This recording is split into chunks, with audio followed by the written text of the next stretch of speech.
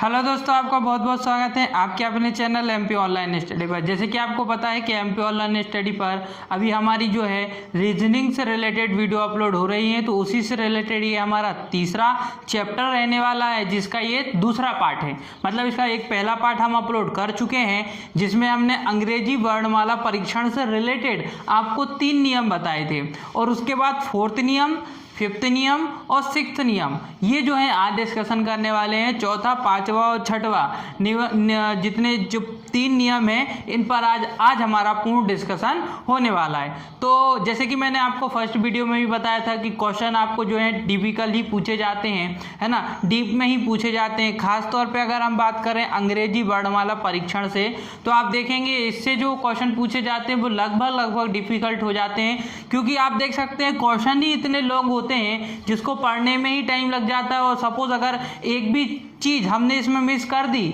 इन्होंने क्या बोला है, तो वो क्वेश्चन हमारा जो है गलत हो जाता है और गलत टिक करके हम आ जाते हैं। इसलिए क्वेश्चन को भी हमको क्या करना है, परफेक्टली इसको याद करना है। साथ ही साथ इसमें आप देखेंगे तो मैं आपको सारी चीज बताने वाला हूँ। 3 नियम है, लेकिन तीनों ही नियम इंपॉर्टेंट है। कभी कभी तो इस चैप्टर से 2 क्वेश्चन भी पूछ लिए जाते हैं एक ही एग्जाम में। तो सबसे पहले हम बात करते हैं 4th नियम की। अच्छा, आपको ये तो याद रखना ही है, साथ ही साथ 1 से लेके Z तक आपको ABCD याद रखना है, साथ ही साथ उल्टी ABCD भी आपको याद रखना है। अगर हम बात करें अंग्रेजी वर्णमाला की, तो सीधी भी आपको याद रखना है, उल्टी भी आपको याद रखना है, और उनके नंबरिंग भी याद रखना है। अब बात करते हैं क्वेश्चन नंबर 4 या नियम नंबर 4 की। तो नियम नंबर जो 4 है वो क्या बोलता है, अक्षर युग्म पर आधारित प्रश्न। अक्षर युग्म पर आधारित प्रश्न मतलब कि ये होता है अक्षर युग्म। युग्म मतलब क्या होता है, जोड़ा। युग्म मतलब क्या होता है, जोड़ा। तो हम बात करते हैं कि अक्षर युग्म पर आधारित प्रश्न। देखो, जैसे कि नॉर्मली आपको मैं बोलूं, जैसे कि मैं नॉर्मल आपको बोलूं कि ये लिखा हुआ है ABCD और ये लिखा हुआ है ACBD, इस तरीके से लिखा हुआ है। मैं आपको बोलूं कि ये तो नॉर्मल लाइन हो जाएगी जो अंग्रेजी वर्णमाला में होती है, परंतु अगर हम गिनती करें तो ABCD सभी बराबर चल रहा है, लेकिन जब मैं इसमें काउंट करूंगा तो क्या होगा, AB काउंट नहीं हो रहा है, C काउंट नहीं हो रहा है, D ये काउंट हो रहा है ना, ये काउंट हो गया। तो आपको इसमें क्या देखना पड़ता है, जो रियल में उसके बाद आता है, जो रियल में उस शब्द के बाद आता है, क्या उतनी ही दूरी पर दूसरा अक्षर है। जैसे कि मान लो ए के 2 अक्षर छोड़ने के बाद डी आता है, ए के 2 अक्षर छोड़ने के बाद डी आता है, तो यहाँ पे भी ए के 2 अक्षर छोड़ने के बाद ही तो डी आ रहा है ना, तो ये सही है। ये एक क्या बन गया, युग्म बन गया, एक जोड़ा बन गया। लेकिन मैं आपको बोलूं बी के बाद क्या आता है, सी, लेकिन यहाँ तो सी के बाद आ रहा है बी, तो क्या ये युग्म बनेगा, नहीं। फिर बी के बाद आता है डी, ये युग्म बनेगा, नहीं बनेगा। तो आपको जो क्या है ना, वो नंबर अगर उस पर आ रहा है, जैसे कि ए के 5 नंबर के बाद ABCDE 5 नंबर के बाद ई आता है, और मैं आपको कहीं पर ऐसी एक लाइन दे दूं और उसमें मैं आपको पूछूं क्या इसमें भी ए के बाद डी उतने ही नंबर पर है, ए के बाद डी क्या 4 नंबर पे ही है। अगर वो 4 नंबर पर हुआ तो एक युग्म बन जाएगा, और 4 नंबर पर नहीं हुआ या दूसरे नंबर पर हुआ, तीसरे नंबर पर हुआ, 5 नंबर पर हुआ, तो युग्म नहीं बनेगा। एग्जाम्पल करेंगे तो ज़्यादा क्लियर हो जाएगा। सबसे पहले हम देखते हैं एग्जाम्पल। क्या लिखा है, शब्द LAYOUTS में, ये शब्द दिया है, में अक्षरों के ऐसे कितने युग्म हैं जिनके बीच में उतने ही अक्षर हैं, जिनके बीच में उतने ही अक्षर हैं, उतने ही अक्षर हैं, जितने बीच में उतने ही अक्षर हैं आगे या पीछे, मतलब दोनों तरफ, यहाँ से भी काउंट करना है, यहाँ से भी काउंट करना है ना। तो आगे और पीछे जितने अंग्रेजी वर्णमाला में होते हैं, जैसे कि आप मुझे बताइए ए और डी के बीच में कितने अक्षर होते हैं, ए और डी के बीच में 2 अक्षर होते हैं, यहाँ ए और डी के बीच में कितने अक्षर हैं, 2 अक्षर हैं। हमको ये नहीं देखना है कि बीच के जो अक्षर हैं वो आगे पीछे हैं, जितने होते हैं उतने ही हैं क्या, बिल्कुल हाँ। ए और डी के बीच में कितने अक्षर होते हैं? 2। देखिए ए बी सी डी कितने हैं? 2। यहाँ पे क्या लिखा है? ए सी बी डी, लेकिन यहाँ पे अक्षर कितने हैं? 2, और रियल में भी कितने होते हैं? 2। तो ये क्या बन जाएगा? युग्म। इसी तरीके से आपको इसमें दोनों तरफ से युग्म गिन के बताना है, दोनों तरफ से, यहाँ से भी और यहाँ से भी, आगे से भी पीछे से भी। वर्ड लिख देता हूँ फिर युग्म गिनते हैं। देखो सबसे पहले मैं वर्ड लिख देता हूँ। वर्ड क्या है हमारा? L A Y O U T S। अब मैं गिनना शुरू करता हूँ। देखो हम जब स्टार्टिंग करते हैं एल के बाद क्या आता है? जैसे कि नॉर्मली हम बोलते हैं A B C D E F G H I J K L, L M N O आ गया भाई, एल एम एन ओ, एक आ गया, एक हो गया, ये वाला बन गया एल एम ओ। अब इसको छोड़ना नहीं है, आगे भी चलते चलना है। L M N O P Q R. अब नहीं मिला, कोई मैच कर रहा है क्या? एल के बाद क्या आता है? एल एम एन ओ, मिल गया, L M N O, L M N O मिल गया, ओ पी क्यू आर नहीं मिला। अब इस पर आ जाइए, सबका ऐसा काउंट करते हुए चलना है और पीछे से भी सबका काउंट करना है। अब ए के बाद बी नहीं मिला, सी डी ई एफ एक भी नहीं मिला। अब आ जाओ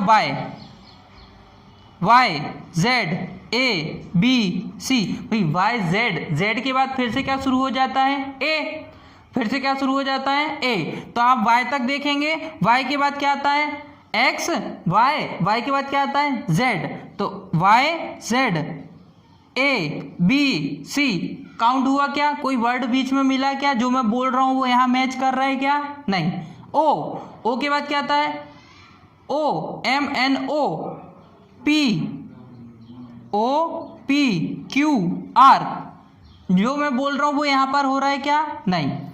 फिर उसके बाद क्या लिखा हुआ है? ये आपका है यू। तो आप जैसे कि नॉर्मली हम देखते हैं पी क्यू, है ना, P Q R S T, you भी।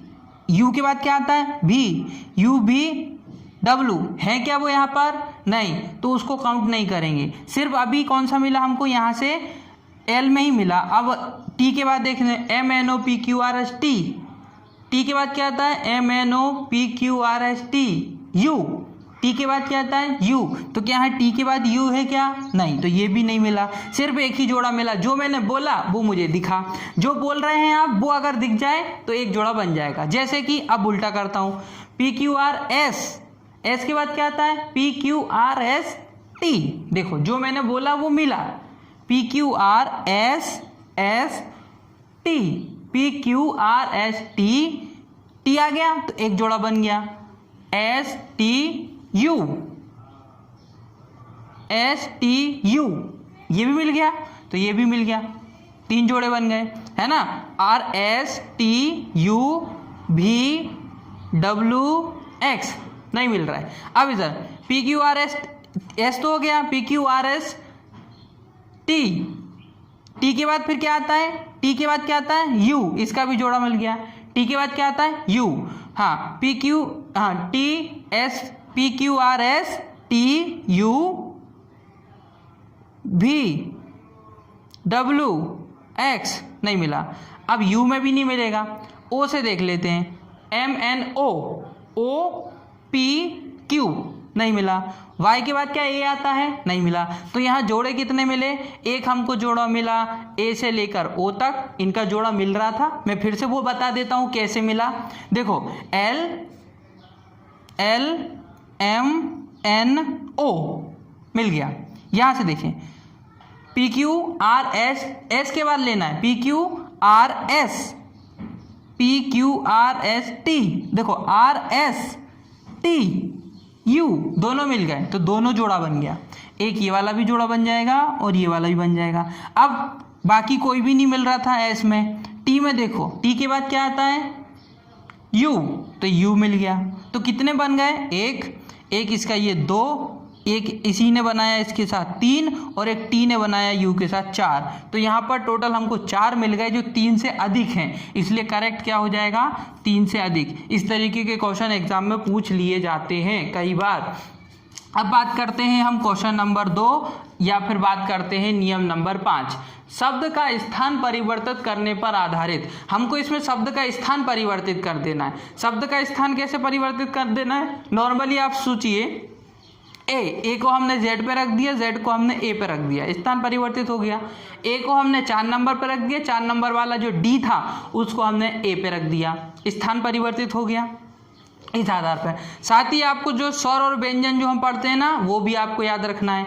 जैसे कि इसमें क्या लिखा है, यदि शब्द वर्क प्लेस, क्या लिखा है, यदि शब्द वर्क प्लेस में पहले स्वरों को सबसे पहले क्या करना है, स्वरों को वर्णमाला अनुसार बाएं से दाएं रखने पर और फिर व्यंजनों को इसी अनुसार लिखने के बाद, देखो सबसे पहले तो आपको इसमें क्या करना है, पहला काम सॉल्व। ये क्वेश्चन इतने लॉन्ग होते हैं ना, पहले आधा आधा सॉल्व करना पड़ता है। सबसे पहले हमको क्या करना है, पहले स्वरों को वर्णमाला अनुसार बाएं से दाएं, किसके अनुसार, वर्णमाला अनुसार। जैसे कि वर्णमाला में पहले क्या आता है, वो पहले तो हमको ये पहचानना है कि इसमें स्वर क्या क्या है। तो पहले मैं वर्ड लिख देता हूँ, WORKPLACE। तो सबसे पहले आप देखिए स्वर कौन कौन से हो जाएंगे, आपका ओ स्वर हो जाएगा, ए स्वर हो जाएगा और ई स्वर हो जाएगा। ये इतने क्या हो जाएंगे, आपके स्वर हो जाएंगे 3। इनको मैं अलग लिख देता हूँ। ये देखो पहले मैंने लिख दिया ए, फिर मैंने लिख दिया सी और फिर मैंने लिख दिया ई, क्योंकि इसी आधार पर आते हैं ये। पहले ए आएगा, फिर सी आएगा, फिर ई आएगा। तो मैंने इनको कैसे लिख दिया, वर्णमाला के अनुसार स्वरों को। अब बचे क्या, व्यंजन।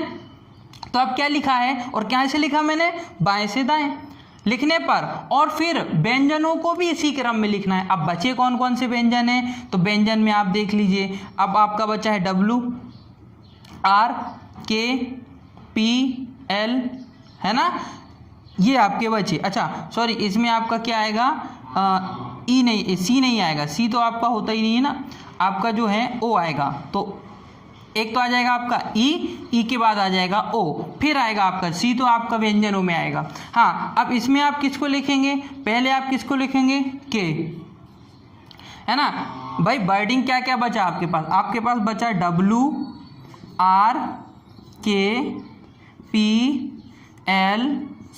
अच्छा, तो अब आप देखिए इसमें आप सबसे पहले कौन सा आएगा, सी आएगा भाई। वर्णमाला में आप चलोगे जब ABC, सी के बाद ABC, DEFGHIJKLMNOPQRSTUV मिल गया।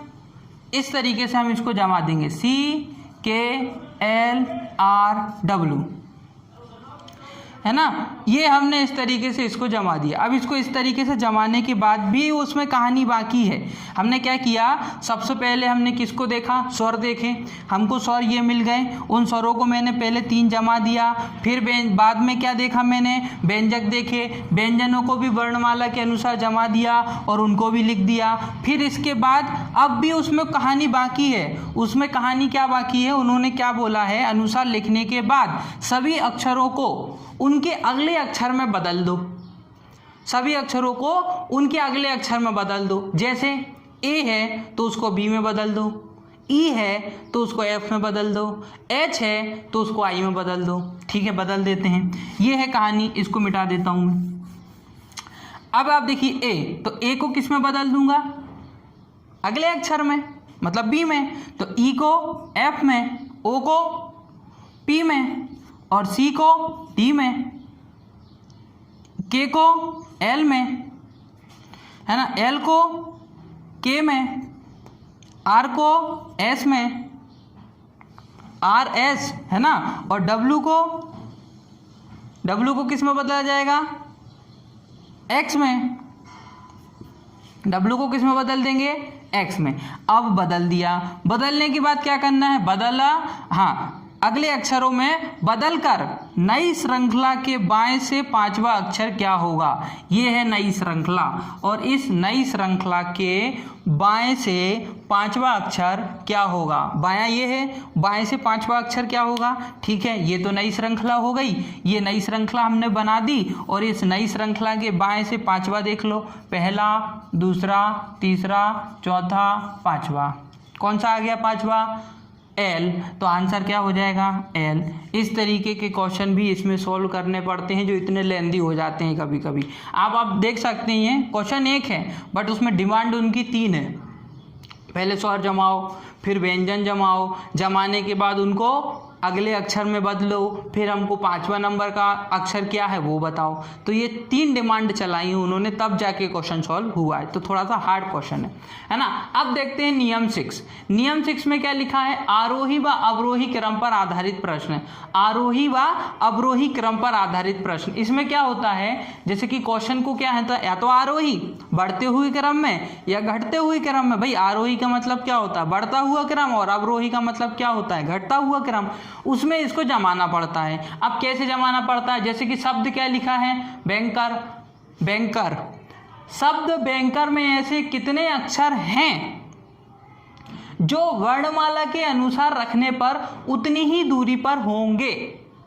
भाई जो मैं वर्णमाला के अनुसार अगर उस शब्द को जमा दूं तो रियल में भी उतने ही आने चाहिए और अभी भी वहीं पर हैं। जैसे मैं बताता हूं, जैसे कि मैंने लिखा बैंकर, मैंने लिख दिया यहाँ पे बैंकर। बैंकर लिखने के बाद अगर मैं इसको वर्णमाला के अनुसार जमाऊं, वर्णमाला के अनुसार मतलब पहले क्या आएगा, तो भाई सबसे पहले इसमें हमको क्या मिलेगा, सबसे पहले वर्णमाला के आधार पर लिखेंगे तो सबसे पहले क्या लिखेंगे, ए, फिर क्या लिखेंगे, बी, और बी लिखने के बाद क्या आएगा, ई, और ई लिखने के बाद क्या आएगा, भाई ई लिखने के बाद क्या है, ई, F, G, H, I, J, के, क्या आएगा, के, फिर एल, एम, एन, फिर उसके बाद आर। अब आप मुझे बताइए किस किस का स्थान वही रहा और किस किस का स्थान बदल गया।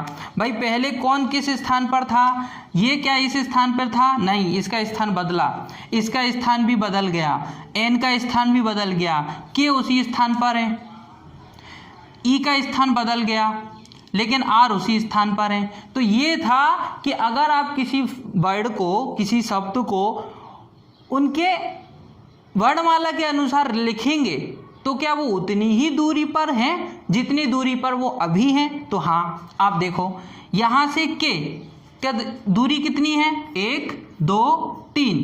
देखो ये 1, 2, 3, 4, यहाँ से कौन से स्थान पर है, चौथे स्थान पर। आर कौन से स्थान पर है, छठवें स्थान पर। यहाँ से 1, 2, 3, 4 और ये 5, 6, तो ये भी छठवें स्थान पर है, ये 4th स्थान पर है। पहले भी ये भी 4th के स्थान पर था और ये 6वें स्थान पर था। मतलब इनका स्थान बदला क्या, पहले भी वही था, हमने वर्णमाला के अनुसार लिख दिया तब भी वही था। तो आपको ये बताना है ऐसे तो रखने पर उतनी ही दूरी रखते हैं। ऐसे कितने अक्षर हैं, ऐसे कितने अक्षर हैं, तो 2 अक्षर हैं, एक तो के और एक तो आर, तो 2 अक्षर हैं, इसलिए आंसर क्या हो जाएगा, 2। तो ये जो थे हमारे वो इम्पोर्टेंट क्वेश्चन थे जो आज हमने वर्णमाला से रिलेटेड, अंग्रेजी वर्णमाला के रिलेटेड परीक्षण में किया है।